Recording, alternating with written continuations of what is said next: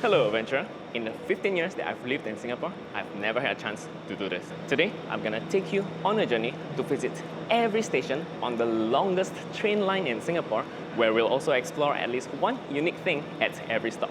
So if you want to see as much of Singapore as possible, from its underrated parks, hipster neighborhood, and hidden jewels, then stick to the end, and let's begin. Let me introduce to you our ride for the day, the train of East-West Line. It's the second oldest train line in Singapore. And certainly one of the busiest. Just not today. Today is a weekend. Actually, it will only take about 1.5 hours if you were to just take the trip from end to end. But with all our adventures on all 33 stations across 57 kilometers of train track, we might take the whole day. Actually, I don't know if I can finish this in one day, but we'll try.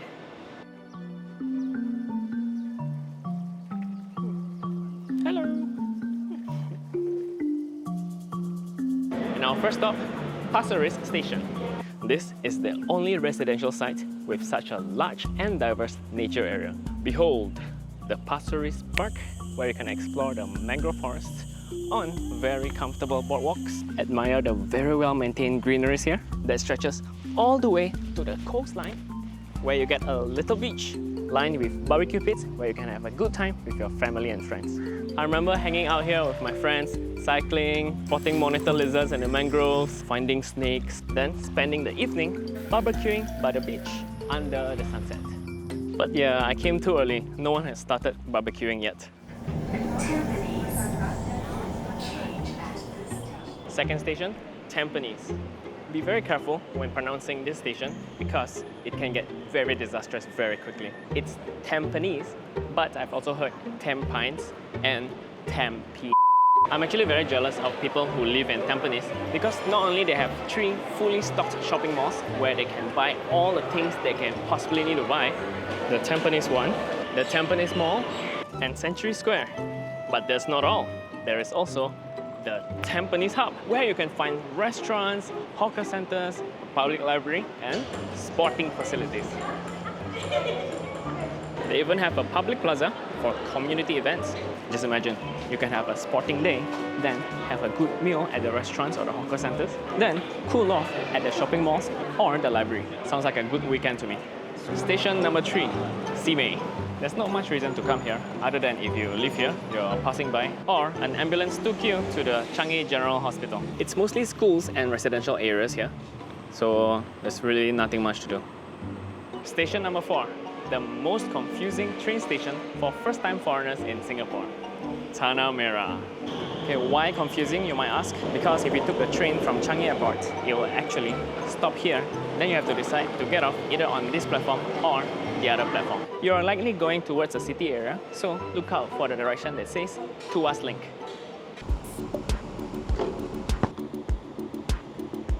Station number 5, Bedok. This is where I know a place where you can try out new sports for free. Decathlon. It's a sporting gear shop that lets you try all of the things that they sell here. There's bikes, balls, sports like ping pong, archery, and all the camping gear you might need just in case you want to go camping in Singapore.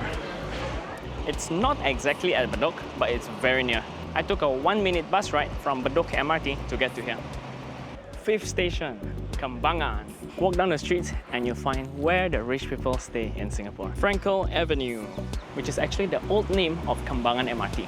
See, very nice house. 3-level landed house. And this black marble house is so cool. And I just love all the houses with gardens. They have very nice flowering plants. Station number 7, Eunos. Let me take you to the local cultural gem, Geylang Serai Market, where you can find a lot of local goodies. There's clothes, lots of clothes, and food. Apparently today is one of their off days, so not many shops are open. But if you come during festive periods such as Ramadan, it's super popular, so this place will turn into a festival. Which is not surprising because there's a lot of local goodies to try. Number 8, Paya Lebar Station. This is another station with 3 malls adjacent to each other. Paya Lebar Square, PLQ behind me, and the SingPost Center. But What's truly interesting in Paya Lebar is religious harmony. In Singapore, you will see different religious buildings neighboring each other. And one of the examples is this. You can find a Buddhist monastery that's just beside a Hindu temple. Station number 9, Al Junid. This section is a little bit NSFW because I'm gonna take you to where you can find the sin in Singapore. We are going to Geylang, supposedly the only legal red light district in Singapore. I believe we're still too early to see anything, but from what I've read, you can go to different hotels where you can choose which nationalities you want your waitress to be. I'm getting a lot of stares from the bouncers of the hotels. Looks like I can't film here. I think I'll get beaten up. I convinced the guy I'm just filming the streets. I can't show you the shop.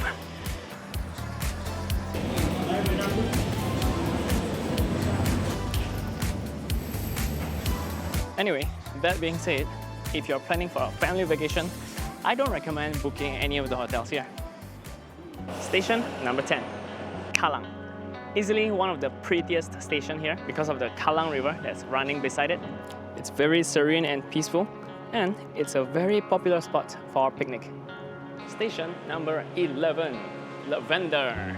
It's where foreigners become Singaporeans and Singaporeans get their passports to be foreigners. Station number 12, Bugis. There are a lot of unique things in Bugis. For example, Arab Street. I've covered that in the previous video. So today, I'll bring you to the biggest library in Singapore. Presenting to you the National Library of Singapore. So they say that there are 7 stories of the public library in this National Library building. But I don't believe it. Because given that they have so many books, they must have at least 1001 stories in it. Station 13, City Hall. There are also a lot of unique things here, so it's very difficult for me to choose just one. So I'm gonna show you 2. This is the oldest church in Singapore, the St. Andrew's Cathedral. It's been here since the 1850s and they still serve religious functions, unlike the chimes, which is still very beautiful, but has since been converted into commercial use. So if you notice, actually it's CHIJMES, but it's pronounced as chimes. So just pretend the J is not there. Wait, the J stands for Jesus. No, Jesus is always there.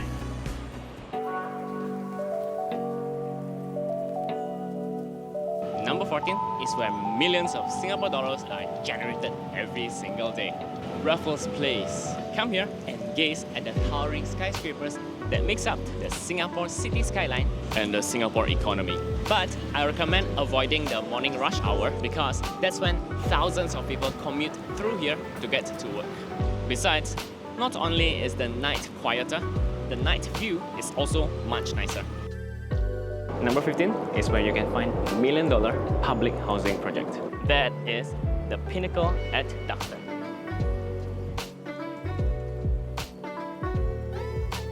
It was just another public housing project until record-breaking $1 million flats are transacted consistently. The latest hottest transaction was a 106 square meters flat for $1.5 million. Is the price justifiable or is it just a bubble? Well, it's a very beautiful neighborhood with a lot of facilities. Just down the street, you have a ton of food options, and it's also very near to the major train stations, not just Tanjung Pagar. I'll be lying if I say I don't want to live here. But whether I can afford it is another question. They also have sky gardens that you can go up to enjoy the city view from above. But non-residents will have to pay to get up. And the whole estate is also surrounded by a lot of heritage buildings, which ensures their unblocked city view for futures to come.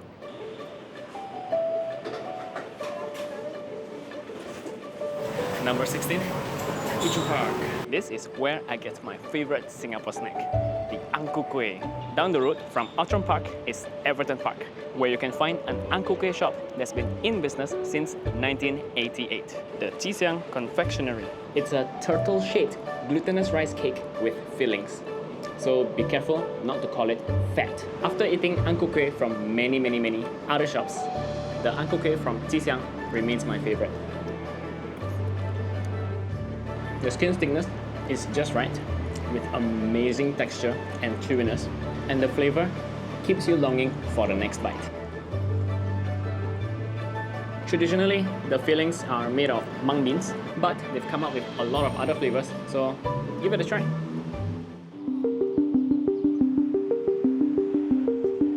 Station 17, Tiong Bahru. We are barely halfway. Let me take you to my favorite street in the heritage area.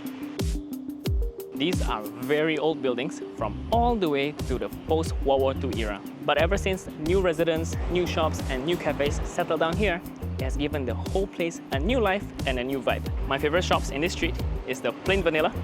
It's such a nice and beautiful place to have a meal or a dessert. But it's very expensive. And the Cat Socrates because there's just so many funny and artsy stuff inside. Look at this, very nice coasters. The kind of coasters that after you buy, you'll never use it because it's too pretty to spoil. And I know they have a cat somewhere. He's still sleeping. They don't make houses like this anymore. That's why the whole neighborhood is now a heritage area. If you're looking to have lunch, the Tiong Bahru Market is also a good choice.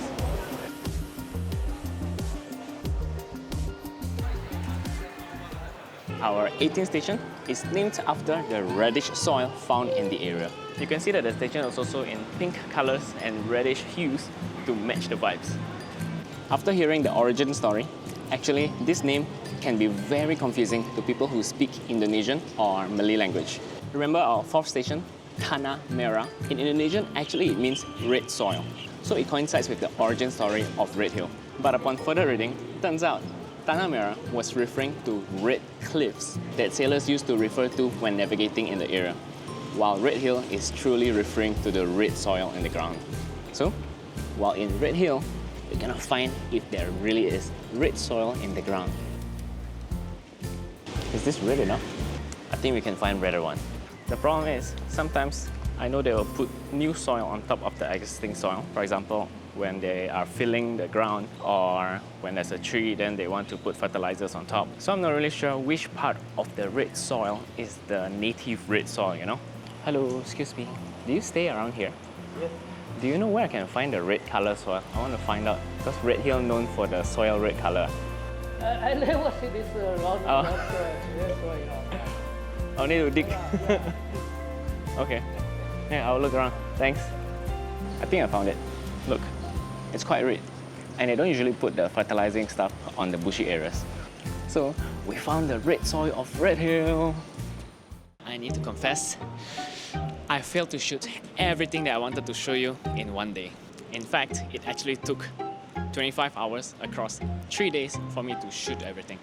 I haven't even started on the edit. I almost died while shooting. But if this video gets 1,000 likes, I'm gonna do it again for another train line. So please, I beg you, do not like this video.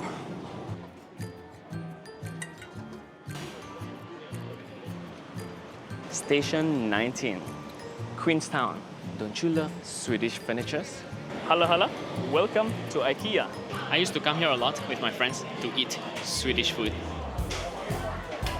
Sometimes I also just like browsing around, just in case I need something for my house. What a nice glass bowl. Just beware, if you do decide to go in, it's not so easy to come out. The whole store is designed to make you walk through all the sections before you can exit. Help, I'm lost. Station 20, possibly the holiest station in Singapore, Commonwealth. Because this station has uniquely many churches within the area. Imagine when they were planning the land use, how many churches should we build here? The boss answered, yes. There's one there, highly visible from the MRT platform. Come, give me a guess. How many churches do you think is within this 750 meters of the MRT? What's your guess? 2, 3, 4? Nope, it's 7 for now. Maybe next year 8. Station 21, Buona Vista. Let me take you to a very unique building, the Star Vista. Can you believe that this whole building is a church? Okay, not exactly. Let me explain. Back then, the whole building was mostly owned by CapitaLand, one of the biggest church in Singapore, the New Creation Church, owns just the Arts Performing Centre, which is where they hold their regular weekly services. That's until CapitaLand started finding buyers for the building. To secure their regular place of worship, they decided to just buy the whole building. So technically, it's still a shopping mall under the same management, just that it's owned by the church. Station 22, Dover. This is the station where you don't want to miss your train. Because you see, the opposing train track are side by side. So if you miss your train and you have to change direction, you have to get out, you have to go down, go under, all the way over again, then you can take the opposite direction. Just beside the station is the only polytechnic that's directly connected to an MRT, the Singapore Polytechnic. However, they are not open to visitors, so I can only show you what it looks like from above. Station 23, Clementi, which I did not expect to be very fishy.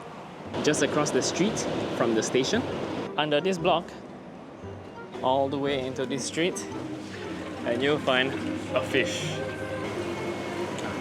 Look at that. Fishes everywhere. Very fishy, right? There are at least 5 shops fully selling aquarium and fish stuff here. So whether you want to build your own aquarium or you want to look at beautiful fishes, then this street is for you. Station 24, Jurong East. This is where you can find the most engaging place to learn about science. Singapore Science Centre.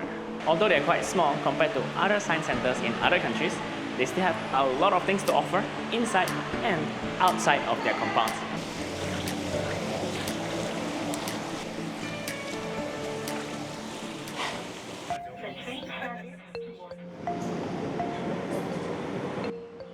Station 25, Chinese Garden. The architecture of the train station is also on theme. Just a short walk down here, you'll be transported to China. But they're not done constructing the whole thing, so this is the best view for now. Once they are done, I'm definitely coming back to show you guys.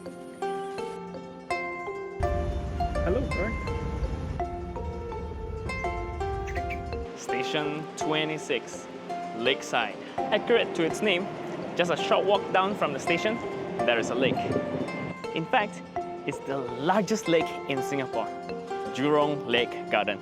That's where we were at. That's the Chinese Garden. It's a huge nature recreation area all around the lake where they replant a lot of the local flora so that the local fauna are interested to come back. You don't really see anyone at the moment, but this area is very popular for jogging, for bird watching, and even water sports. Also, a big rain just dropped, so I'm the only insane person out here. For your own safety, please move to the shore immediately. Yeah, I'm the only insane guy here. The lightning alert just rang, telling people here to get to shore. Actually, now that I think about it, all the other water bodies in Singapore are called reservoir. That's why Jurong Lake is the biggest lake, but it's not the biggest inland water body in Singapore. Station 27, Boon Lay. I have a very embarrassing story about Boon Lay. So one time, my friend and I wanted to meet at Jurong Point. So I thought Jurong Point is at Jurong, right? So I went to Jurong East. But actually I was so wrong, because Jurong Point is at Boon Lay. There's not much to do in Boon Lay because it's mostly a residential area. So we're gonna go to Jurong Point where I embarrass myself and we'll find a local food to try. What should we try? This is Singapore's biggest home brand, Old Chunky. Oh, they make it fresh here. I also got myself a herbal drink. This is called Lohan Ko. I think it's actually a fruit, but it's sweet. If you want to explore herbal Chinese drink taste, this is a good try. And of course, our curry puff. It's a very simple puff pastry. My favorite part inside is the boiled eggs. I'll show you. So yeah, essentially it's just puff pastry with curry and fillings in the inside.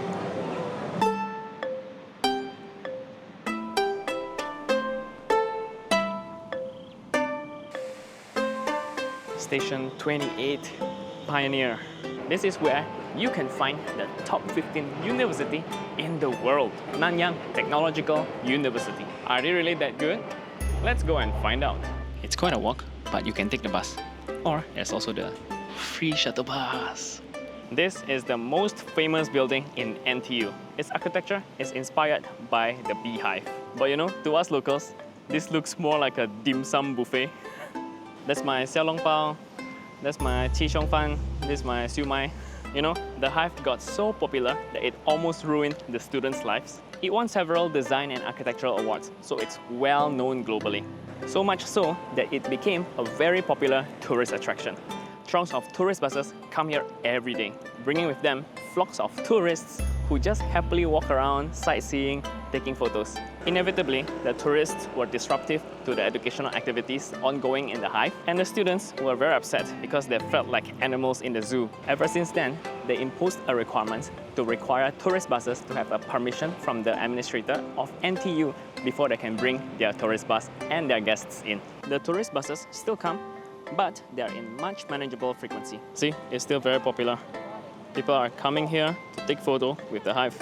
Honestly, I like the exterior, but the interior just feels so unpolished. You see the rough surfaces, like as if they are not done yet. And the overbearing catwalk is also very ugly. See here, it's very obvious, the catwalks are ruining the visuals. It's also hard to tell what the walls are supposed to be. Murals, cave paintings, bee drawings. Since you're in the area, I'll also bring you to this beautiful garden that nobody goes to. This is the Yunnan Garden at NTU. They have a flower garden here. And a whole waterfall. With a nice building and a nice garden, yeah, top 15 should be about right. Dai ni Jukyu, Jukun Eki. Singapore ni Kokyo onsen ga aru no gozonji desu ka? Welcome, welcome to Joya Onsen. This is where you can get Japanese-style public bath.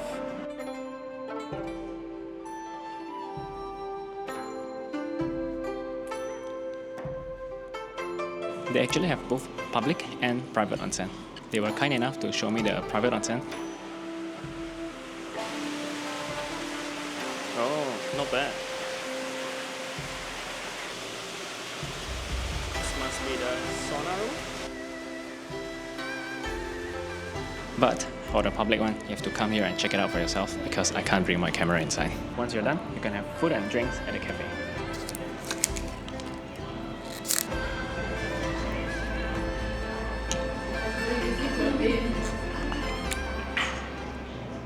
Fourth last station, Gull Circle. Honestly guys, I've never made it this far, so it'll be a struggle to find a unique thing to do or explore. Look how empty it is. Nobody comes here. Maybe also because today is a weekend. I know there's a lot of industries, so maybe people commute to work via train using this station. Yep, I can confirm. There's nothing here, just industries, biopharmas, electronics, even the information center. Just do things. Let's just enjoy the industry view then.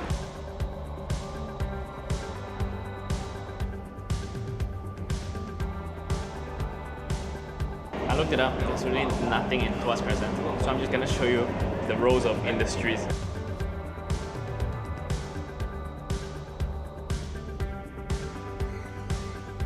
Second last station, Tuas West Road, the place where all Singapore's trash go to. Tuas Incineration Plant. So it's a little bit far, so I'm just gonna show you the tower from here because I've had enough of walking today. Most trash in Singapore will end up at the incineration plant where they'll be burnt up and the excess energy will be used to generate electricity. Then the remainder ash and dust will be sent to the landfill. Oh my god, guys, we made it to the westernmost train station in Singapore. Tuas Link. Go shout it out. So we're here. It's almost Malaysia here. Any further west will be in Malaysia. So let's try to find a good viewpoint of Malaysia. There you go. That is the Tuas second link. Then there's the bridge to Malaysia. And over there, I think that is the forest city. Malaysia. If you want to see more unique things in Singapore, check out my video over here. I'll see you there. If you've accidentally liked the video, please remove it. Maybe give it a dislike instead.